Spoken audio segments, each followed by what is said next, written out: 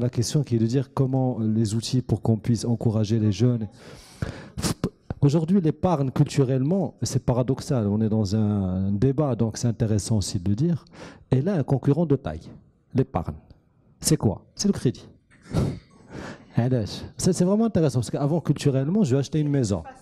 Non, d'abord, je vais acheter une maison. C'est pas bon d'arranger le flous. Dans 15 ans, je vais acheter une maison. Dans 15 ans, je vais avoir la moitié. Avec la famille, je vais prendre une partie de mon père, une partie de mon cousin, et je vais acheter ma maison. Donc j'attends 10 ans, 15 ans pour le faire. J'achète une voiture quand j'aurai de l'argent. Aujourd'hui, un concurrent de taille. Je vais acheter une voiture, le lendemain, j'achète la voiture. Je prends un crédit en hypothéquant les revenus futurs. Vous voyez ce que je veux dire? Donc dans cette société de consommation que vous avez citée, où effectivement, franchement, vous allez attendre 6 ans pour acheter une voiture. Vous en avez besoin demain. Et dans ce contexte, on doit quand même faire de l'épargne. Et ça, c'est le rôle que nous jouons. C'est de conseiller nos clients pour qu'ils comprennent que les crédits sont là pour répondre à des besoins spécifiques, mais que l'épargne est tout aussi importante. Elle est différente. Pour les raisons que nous avons citées tout à l'heure.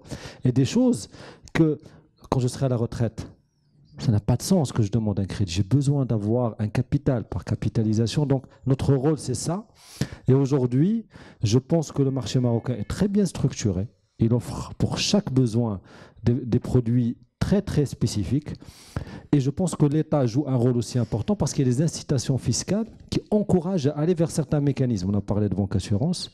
Aujourd'hui, il faut savoir quand on est salarié, bon, ce n'est pas le cas de tout le monde, mais quand on est salarié et qu'on paie un impôt au revenu, on a la capacité d'être exonéré sur cet impôt au revenu lorsque j'injecte de l'épargne dans un contrat de produit de banque assurance, et à condition de la maintenir pendant une certaine durée qui est de 8 ans avec un âge à la sortie de 45 ans. En tout cas, suffisamment longtemps pour justifier pourquoi je ne paye pas l'impôt à l'entrée.